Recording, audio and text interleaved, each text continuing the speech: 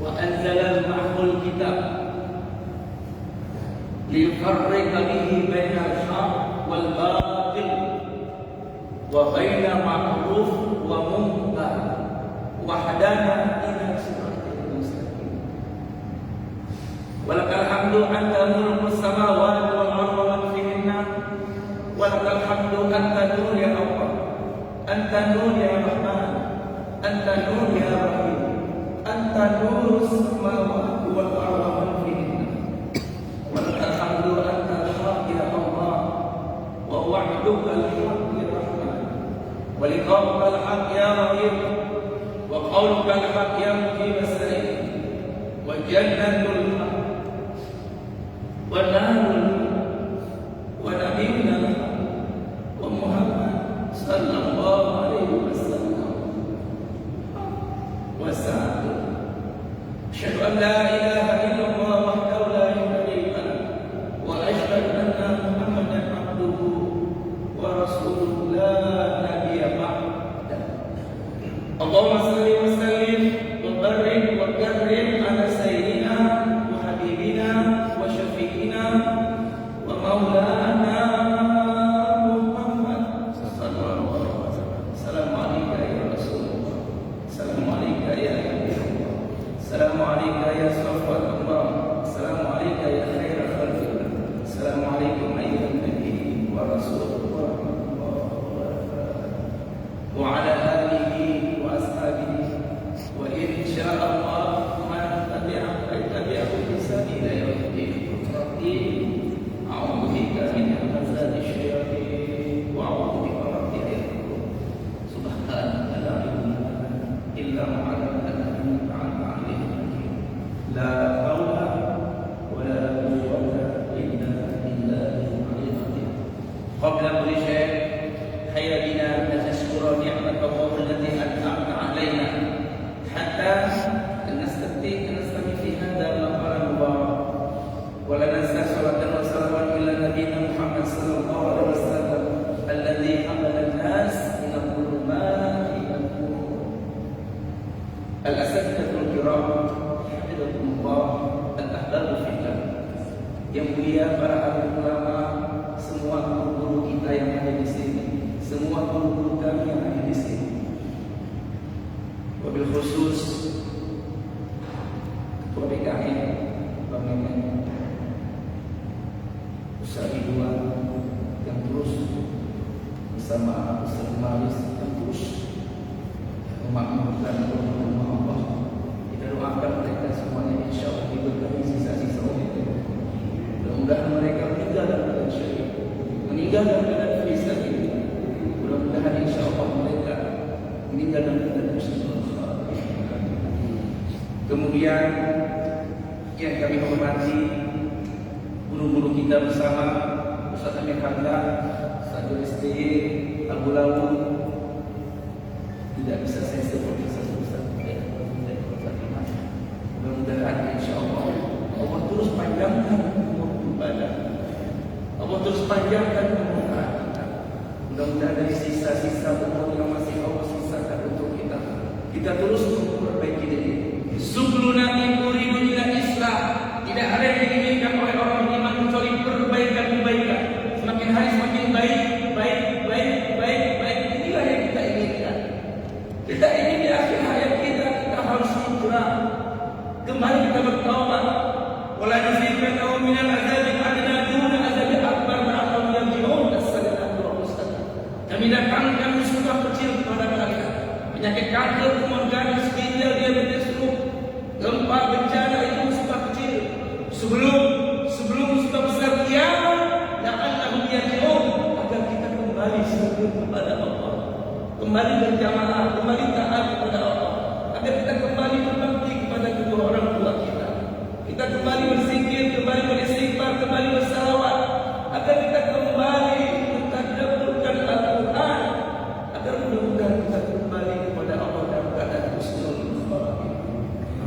Ayat Bunda yang berterima, al-yaum, hari ini yaumul Jumat. Begitu banyaknya dahsyatnya pada hari Jumat ini. Ada catatan kecil. Setiap manusia, orang beriman yang akhir balik, yang berumur 20 tahun, setidaknya dia telah melaksanakan sholat Jumat berjamaah 650 kali. Yang berumur 20 tahun. Sementara mereka yang berumur 30 tahun, setidaknya dia telah melaksanakan sholat Jumat sebanyak 1150 kali.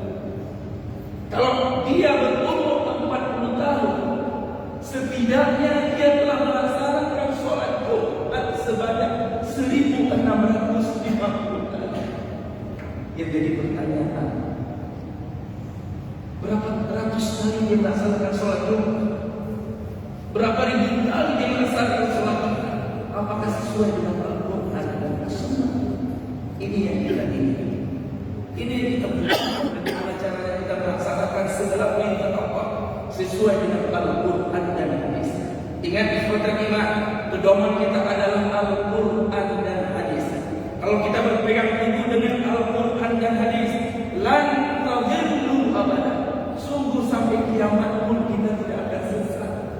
Kita akan bahagia, kita akan tenang. Ada bencana, musibah, malapetaka, maka wabah seperti ini kembali kepada Al-Quran dan Hadis. Insya Allah kita akan bahagia, selamat, sejahtera, menjadi keluarga sakinah, mawaddah, warahmah. Tapi sebaliknya, kalau kita tidak berpegang teguh dengan Al-Quran, kita berpegang teguh dengan omongan manusia, WhatsApp, media sosial, orang, yudiluka ansabilika, menyesatkan kita dari jalannya Allah. Maka itu ikhwatul iman, ayahanda bunda ikhwatul, marilah sama-sama kita kembali kepada Al-Quran. Dalam kondisi dunia seperti ini, dalam kondisi Indonesia seperti ini, Ali Imran 200 berfirman, ya ayyuhalladzina amanu isbiru wasabiru warabitu wattaqullah la'allakum tuflihun. Dalam kondisi seperti ini, dunia Indonesia, isbiru, bersabarlah kalian, wasabiru, tingkatkan kesabaran kita, lebih dahsyat lagi sabar kita, warabitu, pasang strategis. Di antaranya tinggalkan maksiat, tinggalkan zina, judi, apapun yang membentuk maksiat tinggalkan. Bangun di tengah malam, dekatkan diri kepada Allah. Wattaqullah, kata Allah. Wattaqullah. Dalam kondisi seperti ini, teruslah kalian bertakwa kepada Allah. Jangan tinggalkan Allah, jangan lupakan Allah. Teruslah tingkatkan amal ibadah. Bangun di tengah malam, jaga waktu berjamaah di masjid, terus mentadabburkan Al-Quran, banyak berzikir, banyak beristighfar. Wa ma kana Allahu azza wa jalla yastaghfirun. Kami tidak akan mengazab mereka, tidak akan menyiksa mereka, tidak mendatangkan wabah penyakit untuk mereka selama mereka beristighfar, selama mereka bertaubat. Dalam ayat An-Nisa 147 beda lagi. Kami tidak akan mendatangkan musibah, bencana, malapetaka untuk mereka selama mereka insyakartum, kalau mereka bersyukur dan mereka beriman. Allahu Akbar walillahil hamd. Ayahanda bunda ikhwatal iman, dalam waktu yang sangat singkat ini saya coba membahas begitu dahsyatnya, kehebatannya sholat subuh berjamaah.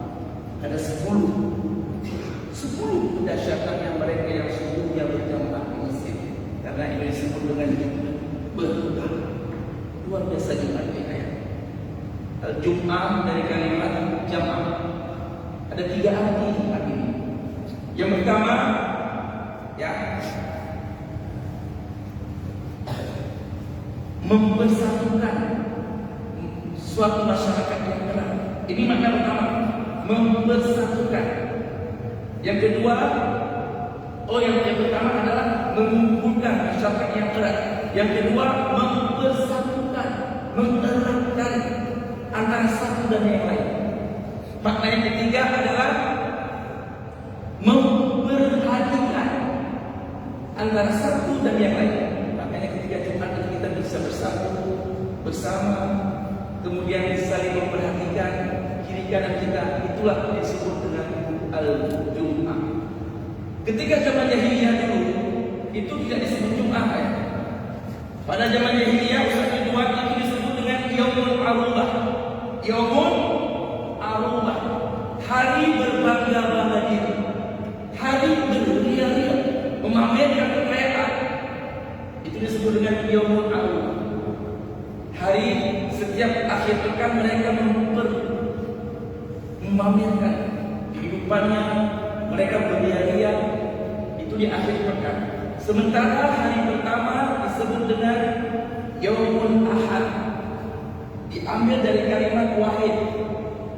Wahid, Yaumul Ahad disebut dengan, biasanya sekarang hari Minggu, tapi kita jangan sebut hari Minggu.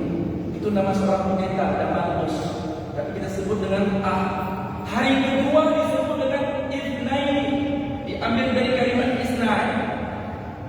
Isnani. Hari kedua Itsnaini diambil dari kalimat Isnani, artinya dua. Hari ketiga disebut dengan Thulatha, diambil dari kalimat Salasa, yaitu hari Selasa. Hari keempat disebut dengan Arbi'a, diambil dari kalimat Arba'ah, yaitu hari Rabu. Hari kelima disebut dengan Khamisah, diambil dari kalimat Khamsah, yaitu hari Kamis. Hari selanjutnya disebut orang jahiliyah Yaumul Arubah, hari berbangga-bangga. Kemudian turunlah surah Al-Jumu'ah ayat 9. Ya ayyuhalladzina amanu idza nudiya lis-sholati min yaumil jumu'ah fas'au ila dzikrillah wa dzarul bai'a dzalikum khairul lakum in kuntum ta'lamun. Ketika itu Nabi Muhammad hijrah dari Mekah ke Madinah. Setelah menyelesaikan Masjid Quba itu masjid yang pertama, sampai turun ayat la masjida ussisa 'alal taqwa, masjid yang dibangun atas dasar ketakwaan itulah Masjid Quba. Kemudian beliau melanjutkan perjalanan ke Madinah. Di tengah jalan turunlah ayat surah Al-Jumu'ah. Maka itu berubah sekarang Yaumul Jumu'ah. Baik, ikhwatal iman, waktu kita sangat singkat. Saya akan membahas 10 keistimewaan sholat subuh berjamaah. Yang pertama, mereka yang subuhnya berjamaah di masjid insyaallah dapat doa dari Nabi Muhammad sallallahu alaihi wasallam. Bagaimana Rasulullah sallallahu alaihi wasallam bersabda, Allahumma barik li ummati fi umuriha. Rawahu Abu Dawud, Tirmizi dan Ibnu Majah. Ini sangat kuat riwayatnya. Allahumma barik li ummati, ya Allah, barik berkahilah umatku di waktu subuhnya. Sebelum kaki ke kantor, sebelum kaki ke pasar, sebelum kaki ke kebun, ke laut, mencari dunia, terlebih dahulu kaki ini dilangkahkan ke masjid. Pantaslah keluarganya, pantaslah hidupnya diberkahi oleh Allah Subhanahu wa taala. Barakna haulakum, diberkahi aktivitasnya, bisnisnya diberkahi, anaknya diberkahi, istrinya diberkahi, sisa umurnya diberkahi. Semua apa yang dilakukannya berkah. Begitu dahsyatnya sholat subuh berjamaah. Dan mereka yang subuhnya berjamaah di masjid inilah hamba-hamba pilihan ila ibadil mustafa. Inilah hamba-hamba pilihan, tamu-tamu istimewa, tamu-tamu VIP. Itulah yang hadir subuhnya berjamaah di masjid. Tidak sembarang orang yang sanggup ke masjid ayat. Berat. Lihat tingginya berapa sama. Berat. Diberkahi. Semua aktivitasnya berkah. Yang kedua, mereka yang subuhnya berjamaah di masjid ini insyaallah akan mendapat cahaya sempurna. Basyir masaina fi dulami ila masajid binuril tamah yaumul qiyamah. Kabarkan berita gembira kepada mereka yang berjalan kaki gelap-gelap, dingin-dingin ke masjid dengan cahaya sempurna kebahagiaan.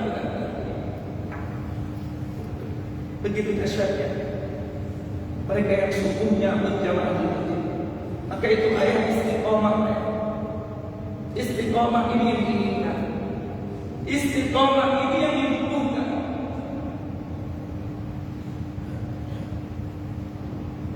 Yang ketiga, mereka yang sungguhnya berjamaah di masjid, seolah-olah dia sholat sepanjang malam. Tapi dengan catatan, sholat isya dulu di masjid. Man sholat isya fil jamaah faka'annama qama nisful lail. Man barang siapa sholat isya bil jamaah dengan berjamaah, faka'annama seolah-olah qama, dia telah mendirikan. Qama itu artinya mendirikan. Makanya biasanya ya Ustaz Manis, biasanya itu qamati sholat. Jadi kita biasanya yang berhak memerintahkan qomat itu imam. Qamati sholat berarti kita berdiri dulu, aturkan saf sudah rapat. Apa kata imam? Amin, dirikan sholat baru qamat. Oh maaf, itu sudah berdiri semuanya saf, tapi jangan rendah. Karena Rasul mengatakan sallu kama ra'aitumuni usolli. Sholatlah kalian sebagaimana aku sholat. Semua amal ibadah akan ditolak sama Allah kecuali apa yang dicontohkan oleh baginda Rasulullah sallallahu alaihi wasallam. Mengapa kita disuruh istau rapatkan saf? Karena Rasul pernah melihat sahabat dilihat rendah, lalu Rasul datang memukul pundaknya, istau wala takhtalifu. Hadisnya kuat, Bukhari. Rapatkan, jangan rendah. Kenapa? Kalau kita rendah dalam sholat, takhtalifu qulubakum, nanti di antara pengurus masjid ini, di antara DKM, Pak Kecil, Pak Imam, itu saling cakar-cakaran, saling memfitnah, saling memuja, saling menjatuhkan. Ini terjadi di Aceh ini. Di mana Aceh? 60% masjid di Aceh bermasalah. Kami masuk, pas kami lihat mana imamnya nggak ada, sudah dipegang sama Pak Kecil. Banyak sekali kami lihat. Berarti saya menilai terhadap 60% masjid trouble, muskilah, bermasalah. Ini kenapa? Karena sholat terlalu di antara.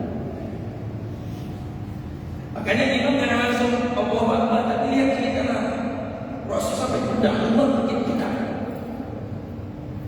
harus dapat kita umat bersatu. Kita sambung yang ketiga. Ya, belum habis.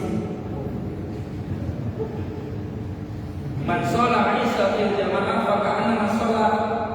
faka'annama qama nisful lail. Barang siapa yang sholat isya berjamaah faka'annama seolah-olah qama, menegakkan separuh malam sholat. Kemudian dia sambung, faman sholat subhi fil jamaah faka'annama sholat lailan kullah. Dan disambung dengan sesungguhnya berjamaah di masjid seolah-olah dia sholat sepanjang malam. Tidak ada yang sanggup sholat sepanjang malam. Saya pribadi kalah, tidak sanggup.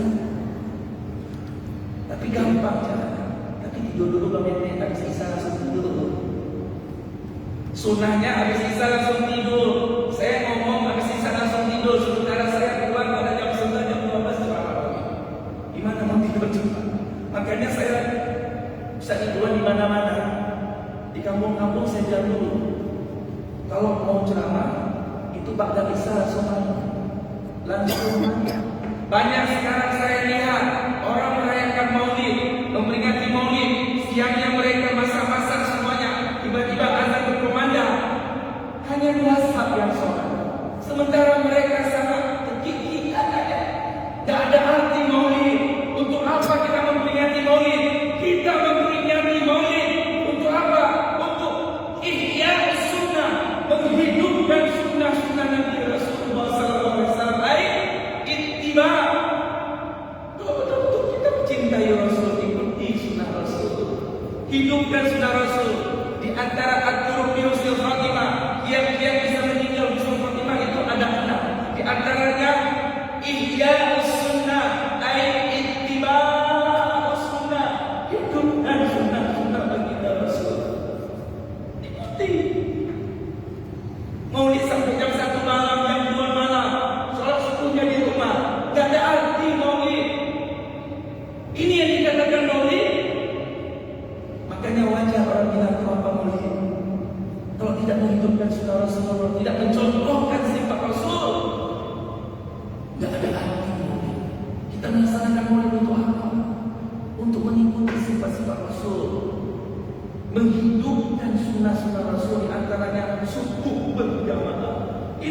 antara sunnahnya baginda Rasul.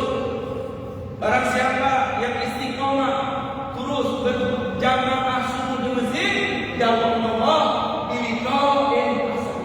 Allah jamin meninggal Rasul.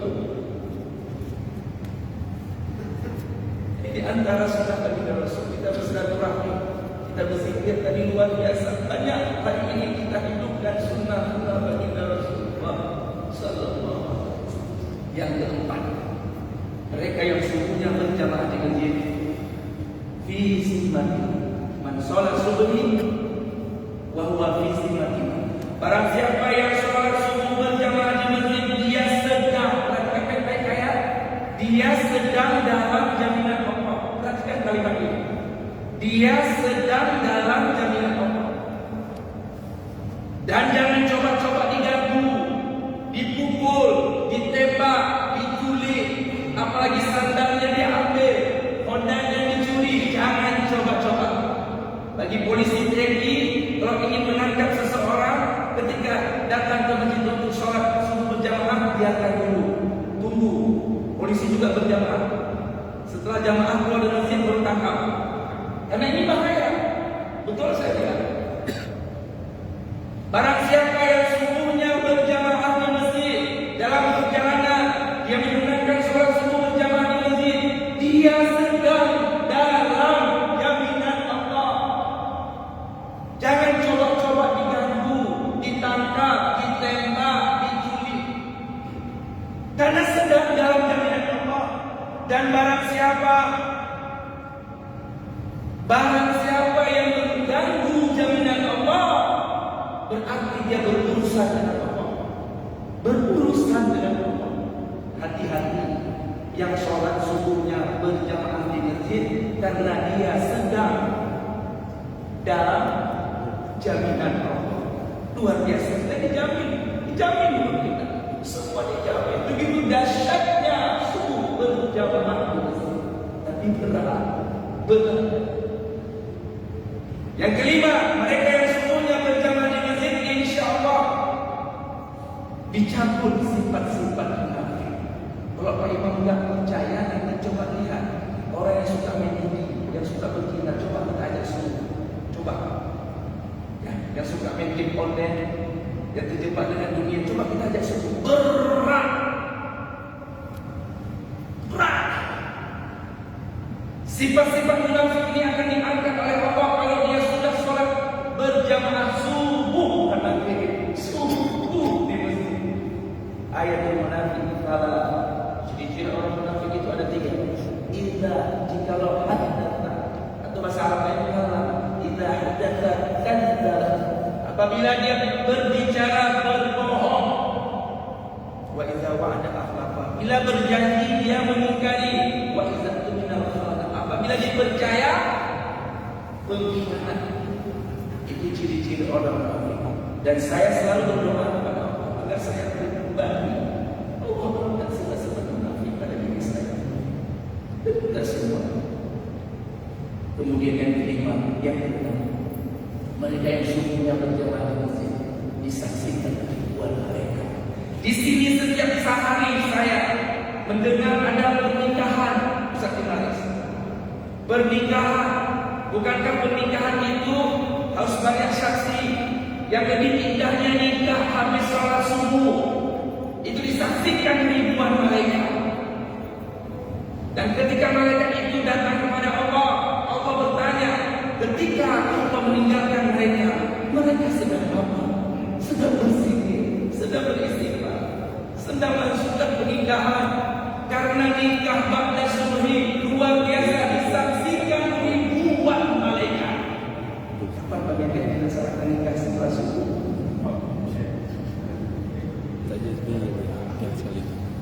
Tapi nikahnya nanti waktu ada jamaah BBC atau apa, coba disarankan. Ustaz, kalau aja yang mau datang dipecat aja, itu kau.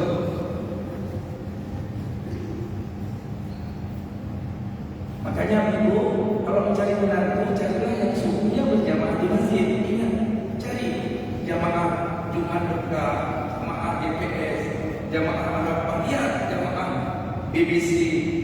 Jangan cari orang-orang yang pembohong, bikin rumah naik angkot atau rental. Hati-hati jangan terjebak ayahmu. Kalau mau cari menantu, carilah yang sholat subuhnya berjamaah di masjid, walaupun sahnya di luar. Ini kalau datang mau minta anak kita kerja di mana? Kerja di mana? Kerja di mana? Jangan pincik jadi mertua. Kita belum tahu apa yang terjadi 10 tahun ke depan. Memang dia punya Tuhan. Orang tua hanya berdoa, minta restu orang tua. Maka itu ada 3 pesan bagi mereka yang mau nikah dan telah nikah dan sudah menikah 10 tahun, 60 tahun. Ada pesan 3, ini yang bahas 3. Ini saya biasanya waktu nikah. Pak Mehmet sudah berapa tahun nikah? Ada pesan apa? 3. Album yang pertama, ayat 21. Wa min ayati an khalaqa lakum min anfusikum azwajan litaskunu ilayha wa ja'ala bainakum mawaddah wa rahmah inna fi dzalika la ayatin liqaumin yattaqun. Ada pesan pokok 3 bagi mereka yang mau nikah, sedang nikah, apalagi sendiri yang mau nikah lagi. Satu saja saya bahas. Ternyata pernikahan ini membangun kedekatan diri kepada Allah. Jadi perhatikan bunda, ayah, kalau punya anak, punya menantu di hati keluarganya, selama dia nikah 5 tahun, 6 tahun, 10 tahun, tidak membuat suami dekat dengan Allah, tidak membuat istri dekat dengan Allah, ini trouble, ada masalah dalam rumah tangga itu. Ada masalah. Bagaimana mungkin Allah akan turunkan sakinah, mawaddah, warahmah pada keluarganya, sementara dia jauh kepada Allah? Maka itu dekatkan diri kita kepada Allah. Wa man yattaqillah yaj'al lahu makhraja wa yarzuqhu min haitsu la yahtasib. Barang siapa yang beriman kepadaku, sungguh-sungguh beriman, sungguh-sungguh bertakwa, aku berikan kehidupan yang baik. Berarti kalau seandainya suami istri dekat dengan Allah, maka Allah akan turunkan yang disebut dengan samarah. Apa itu samarah? Apa? Sakinah, mawaddah, warahmah. Sakinah ketenangan, mawaddah melimpah ruah, rahmat kasih sayang. Bukankah Allah itu Al-Wahhab? Allah itu memberi segala-galanya. Allah itu Ar-Razzaq, memberi rezeki. Allah Ghaniyun, Maha Kaya. Allah Mughni. Dekatkanlah diri kita kepada Allah, maka Allah akan turun yang disebut dengan mawaddah. Bagaimana mungkin kita ingin sakinah sementara sakinah itu miliknya Allah? Dekatkan diri kepada Allah, maka akan turun sakinah. Itu kuncinya. Lihat anak kita, kenapa ada masalah selalu nanti kita bisa kita lihat mengadu selalu curhat sama mama ayah. Coba cek dulu suami kamu sholat subuhnya di mana. Cek. Makanya jangan terjebak ayah. Pilih menantu yang sungguhnya. Kalau sungguhnya sudah di masjid berjamaah, insya Allah zuhur, asar, maghrib, isya kecil, gampang sekali. Tapi kalau sungguhnya tidak berjamaah di masjid, itu zuhur, asar, maghrib, isya dicurigai. Kalau seandainya pemimpin kita, mohon maaf ya, presiden, gubernur, bupati, wali kota, kita rindu pemimpin yang mengajak kita bertaubat, kita rindu pemimpin yang mengajak kita ke surga, kita rindu pemimpin yang mengajak kita sujud taat kepada Allah, kita rindu pemimpin yang mengajak kita berjumpa dengan Rasulullah, kita rindu pemimpin itu yang mengajak masyarakatnya ke surga, mengajak berjumpa dengan Rasul, yang mengajak kita bertaubat, yang mengajak kita berjamaah, yang mengajak kita meninggalkan maksiat. Kita rindu pemimpin. Kalau seandainya Indonesia, khususnya Aceh, provinsi Aceh, para pemimpinnya, umatnya, masyarakat yang memakmurkan rumah-rumah, menghidupkan pengajian, salawat, zikir hidup, insya Allah apa yang ditanam di Indonesia akan subur. Ikan-ikan yang ada di tengah laut merapat ke Nangro Aceh Darussalam. Tak perlu cari ikan jauh-jauh sampai ke India. Cukup dengan kita makmurkan rumah Allah, hidupkan dengan baginda Rasul, insya Allah barakna Allah. Kalau yang berprofesi sebagai penambang, ikannya tidak akan gagal panen. Yang tadinya 1 ton bisa jadi 2 ton dengan izin Allah. Kenapa? Allah berkahi tanah Aceh itu. Diberkahi semua. Tapi kalau di sini banyak manusia kezaliman, kemungkaran, kita cuek. Kita lihat sekarang, maaf ya, ini kita sibuk dengan kopi. Sementara sabu-sabu oplosan langsung masuk. Pada saya ceramah di depan dam, saya bilang kita sibuk kopi sana kopi ini. Sementara sabu-sabu oplosan masuk menghancurkan generasi kita, yang anak-anak kita, keponakan kita, saudara kita, cucu kita, sahabat kita yang kena dihancurkan kita semuanya dengan sabu-sabu oplosan. Sabu-sabu sekarang oplosan bukan yang original. Makanya ada pahit pakai hemat langsung mencoba. Saya masuk penjara sama ini. Nih Pak Abu Lalu, Pak Abu masuk sama Kak Kambing, setiap penjara. Mau seluruh Aceh kan, tapi jangan jauh saya.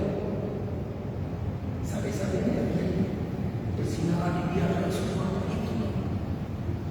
Dosa-dosa yang kita lakukan mengundang musibah, dosa-dosa yang kita lakukan mengundang malapetaka, dosa-dosa yang kita lakukan mengundang bencana. Qalu ta'irukum ma'akum zikirtum bal antum tamusrikun Yasin ayat 19. Kemarin terjadi musibah bencana malapetaka semuanya akibat dosa-dosa yang kita lakukan. Kembalilah kepada Al-Quran dan hadis. Kembalilah kepada kita. Mari kita ajak sahabat-sahabat kita yang lagi galau, yang lagi sakau, yang tidak punya keturunan. Kita ajak yang mendekatkan diri kepada Allah. Kita ajak semua berjamaah. Yang banyak utang, kita ajak. Yang ada masalah keluarga, kita ajak dia. Ini tugas jamaah Jumat Berkah ini. GPF, BBC, ajak. Kita bersatu saatnya umat harus bersatu. Yang berapa ayat sudah waktunya sudah jam 6:30, yang ketujuh, yang mendapat berkesempatan untuk mendapat pahala haji dan umroh. Bagaimana catatannya? Barang siapa yang sholat subuh berjamaah, lalu setelah sholat subuh dia tidak keluar rumah, dia berzikir, beristighfar seperti imam kita luar biasa tadi. Dia terus beristighfar hatta tulu'ul syam. Perhatikan baik-baik situ hatta. Bahasa Inggrisnya until. Hatta tulu'ul syam. Sampai terbitnya matahari dia biarkan dulu 15 menit 20 menit. Kemudian dia mengambil sholat Isra, waktunya syuruh 2 rakaat. Maka pahalanya sama dengan haji umrah tamam. Dia jadi pahala. Rawahu tadi sempurna 3 kali. Yang ke-8, mereka yang sungguhnya berjamaah di masjid insyaallah akan menjadi orang terkaya di dunia. Makanya di sini tadi ada alamat luar biasa. Kamarnya adalah luar biasa itu terus. Masjid FDI juga lama. Kami 9 menit atau 15 menit. Lama. Ini yang penting. Jadi semua yang datang berkesempatan untuk sholat rakaat al-fajr khairun min dunya wa ma fiha.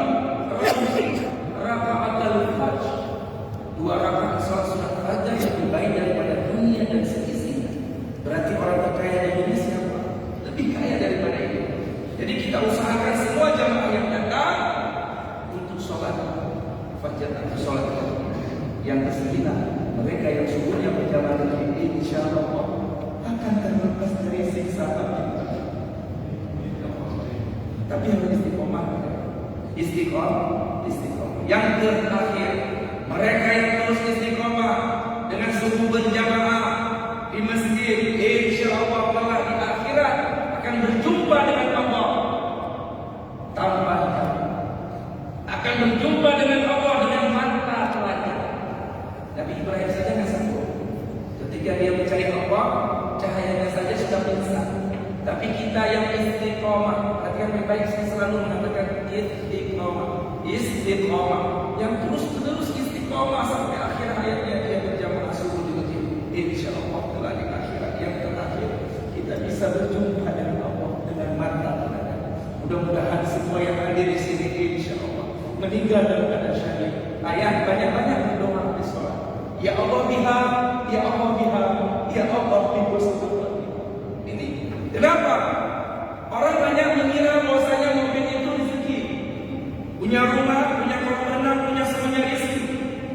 Ada orang dapat uang tapi nggak dapat rezeki, ada orang dapat rezeki nggak dapat uang, bohong, korupsi, menipu, mendapatkan uang tapi nggak mendapatkan rezeki. Apa itu rezeki? Rezeki adalah kedamaian, ketenangan, istri yang solehah, anak yang soleh, kesehatan itu rezeki. Dan puncak rezeki di muka bumi ini adalah meninggal Rasulullah. Sementara bencana yang terbesar bukan tsunami, bukan gempa, tapi bencana yang terbesar adalah meninggal dalam keadaan suul khotimah. Lagi berzina meninggal. Sudah gitu. Wabillahi taufiq wal hidayah. Assalamualaikum warahmatullahi wabarakatuh. Waalaikumsalam.